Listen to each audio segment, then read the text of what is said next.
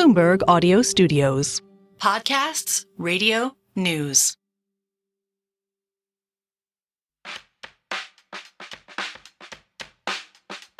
Welcome to the City of London. The City of London. The next station is Bank. Please mind the gap between the train and the platform. The financial heart of the country. The City. The City. Welcome to In the City. Stand clear of the doors, please. I'm Francine Lacqua.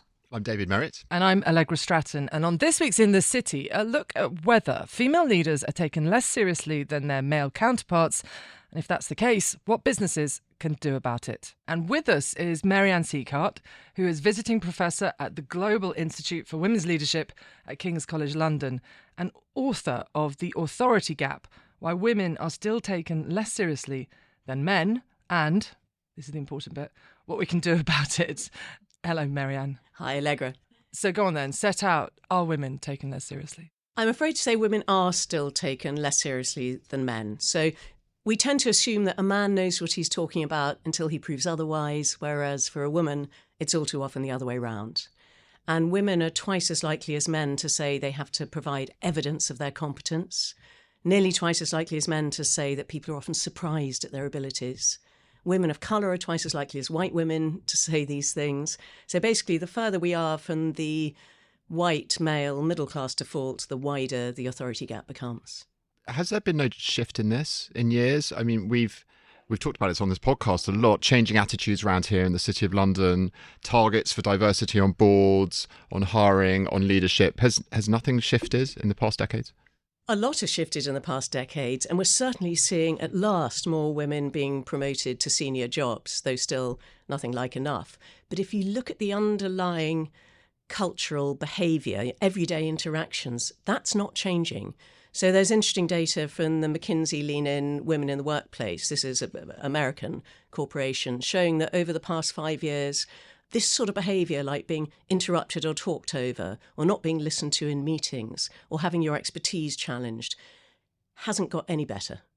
So I think what's happened is we're paying lip service to promoting women and helping their careers progress, but they're still encountering the same workplace culture, which basically undervalues them, undermines them, patronises them, and holds them back. And I wonder if there's a variant of that which is level. So you have the very high-profile female CEO and you have female leaders, but whether there's a kind of case that the middle level in their career or in seniority, we are still hitting that. If I think about younger female colleagues of mine, they sometimes have a much less rosy perspective on things in the corporate world than some of the women I know who are bossing it. Yeah, I mean, it's very hard to get up the career ladder. So some women get to the top, and that's fantastic, and they've done really well, but it is still much harder for women than men. There was a very interesting study showing that women on the whole get slightly higher performance evaluations than men, but are 14% less likely to be promoted. And so what happens is that women get into the workforce, on the whole, with better educational qualifications these days than men, but at every single level from then on, they're less likely to be promoted. So you get this attrition. But Ann, can you talk to us about this perception problem, right? Is it cultural? Because over the last 10 years, we've heard, many playwrights saying, I want to put women voices because, largely there haven't been any playwrights that were women that were put at the forefront. The same for scientists. I mean, they did a lot for NASA and others. It was the forgotten stories that now have come to the forefront. So does it take time to basically see the success of women and see them as leaders? Yeah, I mean, I think it's fantastic that at last we're starting to see more plays, more movies, more TV drama series with interesting and agentic women in the main role as protagonists. Until now, women have generally been the sex object, the helpmeet, the murder victim. And now at last we're starting to see women having more interesting roles. Yes.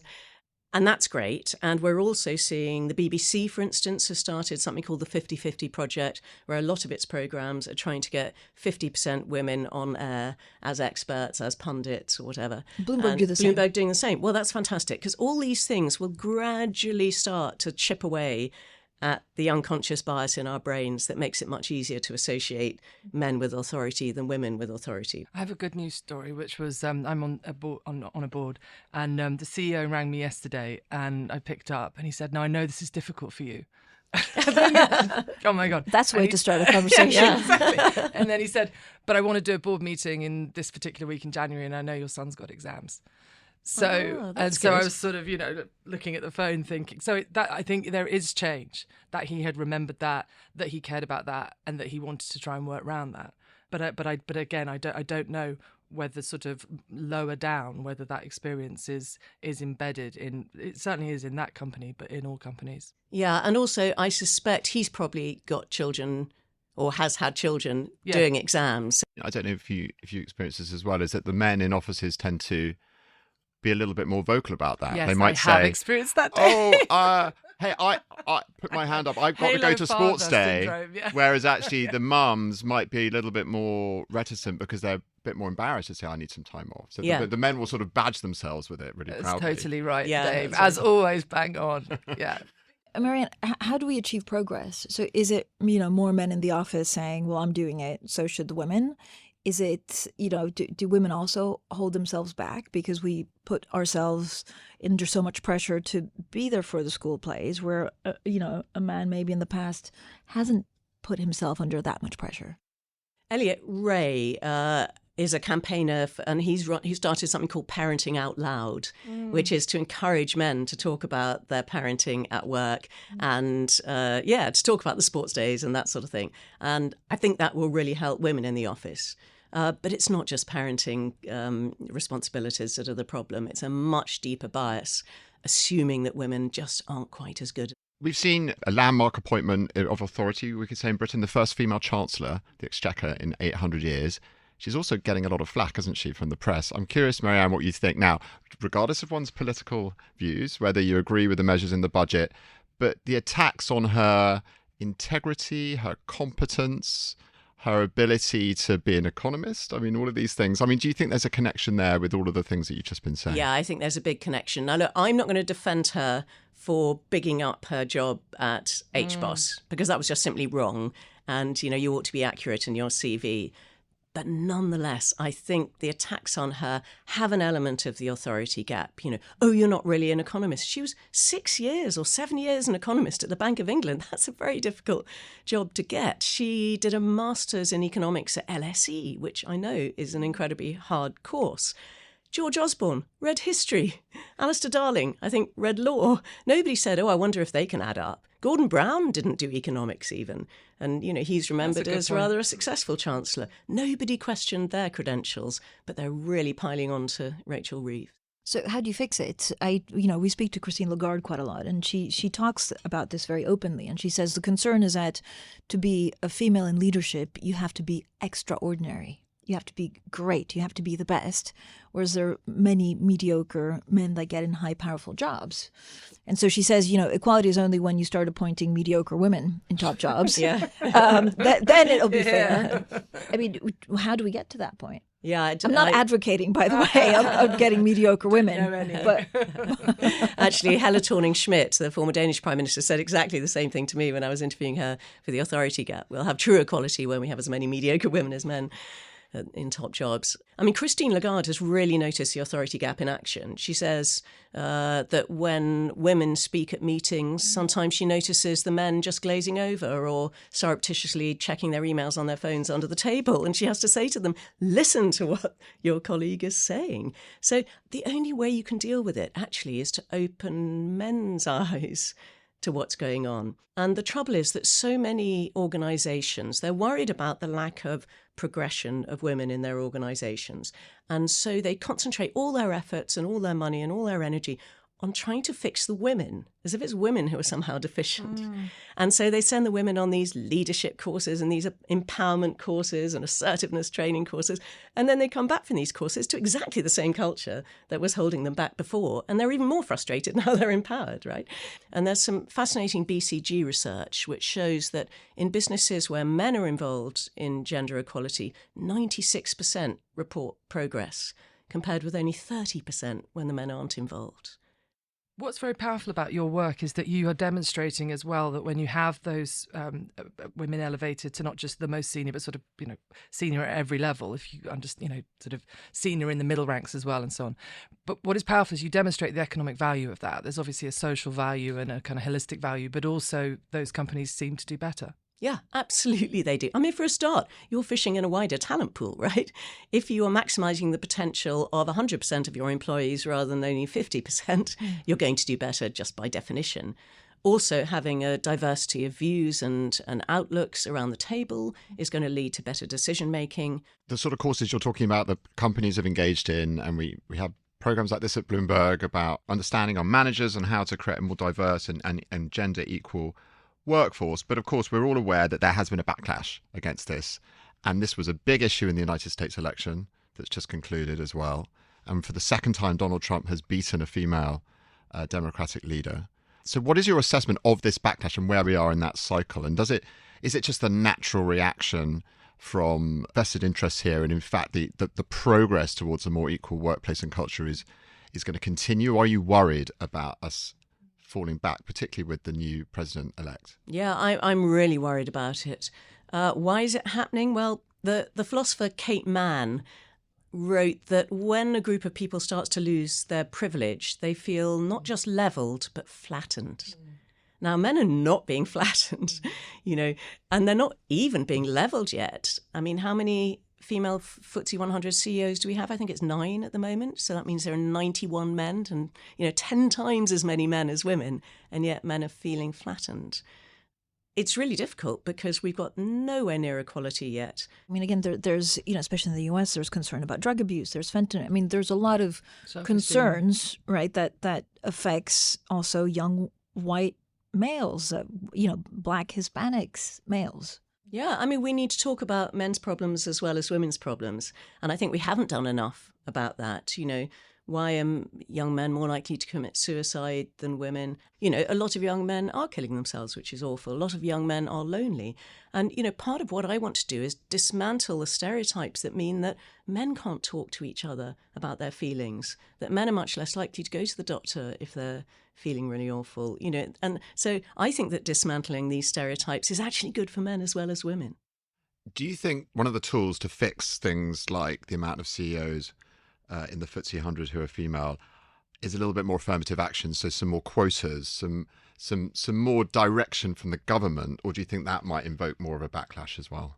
Well, quotas do invoke a backlash, but they're sometimes the least worst tool. I mean, if we were genuinely promoting on merit, do you really think men are 10 times better at running businesses than women? I don't think so. I joined a board some time ago which had been entirely male for 125 years. They'd never had a woman. And to their credit, they appointed 2 of us at the same time, because it's always really difficult. The dynamics are terrible if you're the only woman in a group of men. So there were 2 of us. And, my colleague was a fantastically senior, competent, intelligent woman. I'm not going to talk about myself. But anyway, we had, similar backgrounds to the men around the table. We got on really well. The board dynamics were very good. And at the end of the first year, we all filled in our board evaluation, what had gone well that year, what had gone not so well. So I filled it in talking about, the investment management performance and marketing and all this sort of thing. And then we got the results back. And what the men had said had gone so well was how surprised they were by how easy it was to integrate these women around the table. And I thought, well, why were you surprised? I mean, we come from very similar backgrounds, similar interests. But actually having the quotas made them realise that they had to hire women. And once they hired women, actually it went very well. And in fact, we ended up being a majority female board. If you look at politics now, we've got the first female chancellor in forever, but the Labour Party has still not managed to have a female leader. Whereas if you look at the Conservative Party, it's on its 4th. And when you hear Kemi Badenoch was fairly withering about the Chancellor, Rachel Reeves, I think it was the Mansion House speech, I think she did it in the budget as well, talking about I'm the first female chancellor and this matters. Firstly, did you sort of recoil when Rachel said that at the dispatch box about being the first female chancellor, or did you not? And then secondly, what do you think is the sort of difference about Because Badnock, when you ask her, she says the reason why we have female leaders is because we don't have quotas, because it then means that the women that get to the top are absolutely capable for, these are her words, for that fight. Yeah, but Allegra, you and I both cover politics for a long time. And been in it. And you've been in it. And you and I both know there are lots of very mediocre men on benches on both sides of the House of Commons. Yeah. I didn't recoil when Rachel Reeves mentioned that. I mean, why not? It is historic. If I were Kemi Badenoch, I would probably say how amazing to have a black African female leader of the Tory party. She would not like that at all. No, of course she wouldn't. Of course she wouldn't, because, she's fighting wokery. Why hasn't Labour had a female leader? I mean, it is very odd, because they've been streets ahead of the Tories on representation in Parliament. I remember the first time I heard Gordon Brown stand up and say, this budget is all about childcare. Yeah. And I thought, whoa, that is progress. But they still haven't got a leader. But I remember being in a Treasury meeting internally where it was about productivity and increasing productivity, and it was all men and then me. And I remember feeling quite cowed, but mustering up the courage to say, what about childcare policy? Because you want to improve product. And then every single very intelligent chap on the call suddenly was, absolutely, yeah. And then, then readout comes round afterwards, and it's, number one, childcare. But it wasn't, Dave, I'm sure it would have been for you, but it didn't. It just didn't happen to be in that meeting that it was a priority, and that's that why is you what need Rachel women in is the room. addressing. Yeah, but Marianne, it seems that when you look at, for example, Italy with a female prime minister, you have the biggest opponent in France is Marine Le Pen, right wing women, right, with very traditional values in this kind of political landscape seem to be doing better than left leaning ones. And a lot of people say that the first female US president will probably be a Republican rather than Democrat. It's like Nixon going to China, isn't it? Somehow it's easier, because if Republicans are nominating a female president, well, then she must be strong. Is that the authority gap right there? Yeah. I mean, the thing is that I don't think the Democrats talk nearly enough about men, by the way. I think they probably talk too much about women and about minorities. And I think male voters thought this party isn't for me. Whereas I think they'd have been less likely to have thought this party isn't for me if, say, Nikki Haley had been the candidate. If you were the business secretary now, Marianne, what would you be doing to try and drive through some of this cultural change? Or the Chancellor, or the Prime Minister, in fact. Yeah. Like, what does this government need to be doing to push this agenda forward? The two things government can do, they're not necessarily going to narrow the authority gap, but they will help women at work and help their career progression. Two things are, one is to have much longer paid parental leave for fathers. So it's use it or lose it. It's not something you can just hand over to the mother. And the second thing would be much more available and affordable childcare. And, that is a real problem, particularly in big cities. But the parental leave is an interesting one, because what happens at the moment is, if you are a woman of childbearing age, so if you're between sort of 20 and your early 40s, there is a lot of bias against you, unconscious or conscious bias, when it comes to being hired or being promoted. People are going to think, oh, she's just going to go off and have babies and take time off. If men of childbearing age were just as likely to do that as women, it would instantly have a level playing field. It would make an enormous difference, I think. So I think that's changed. I see amongst my friends with big American corporations actually being like 5-6 months pregnant, being promoted and appointed in places where I think 10 years that would have never happened. That's great. I'm glad to hear there that. There is a bit of a shift, certainly from big corporations that maybe want to do something, well. And you just wouldn't have seen that in the past. Isn't there also work to be done on women who are past childbearing age, coming back to work and sort of firing up the careers again and getting companies to open the doors in that respect to that demographic? Yeah, very much so. Returners, as they're known. And they are a huge source of potential talent. And what tends to happen, particularly if women take a lot of time off to bring up children, is that they go back into jobs that they are hugely overqualified for. What gives you hope? Well, I'm now running a consultancy to try to change the culture in organisations. And it really does work. So that gives me hope that if you start to bring men into this conversation, I mean, their eyes are generally like saucers once we start to explain to them how women in their organisation experience the same workplace very differently. And I don't blame men for not knowing this and for not noticing it, because it's not happening to them. But once you start to give them stories of their own colleagues and what they've encountered, you know, in everyday interactions or in meetings in their business, they start to think, oh, wow, maybe I can do something about this. Maybe I should.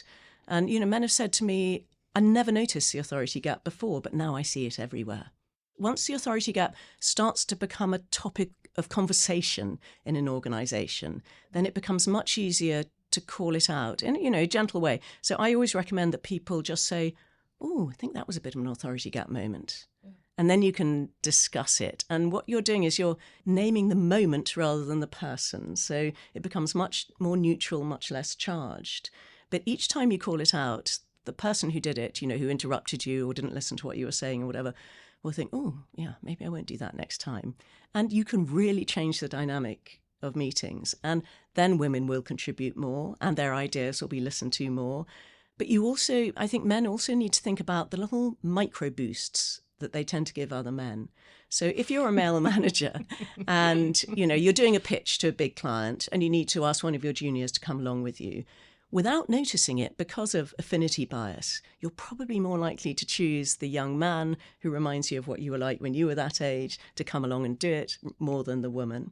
And then when it comes to the end of year evaluation and the appraisal, well, he's brought in more revenue than she has, so he's more likely to be promoted or get a bigger bonus, but only because he was given that chance in the first place. So these are the things that I think managers just need to be much more aware of. Mary-Ann, thank you so much. Thank you. Thanks for listening to this week's In the City from Bloomberg. This episode was hosted by me, Allegra Stratton, Francine Lacqua and David Merritt. It was produced by Summer Sardi, production support from Isabella Ward and sound design by Moses Andam. Brendan Francis Newnham is our executive producer.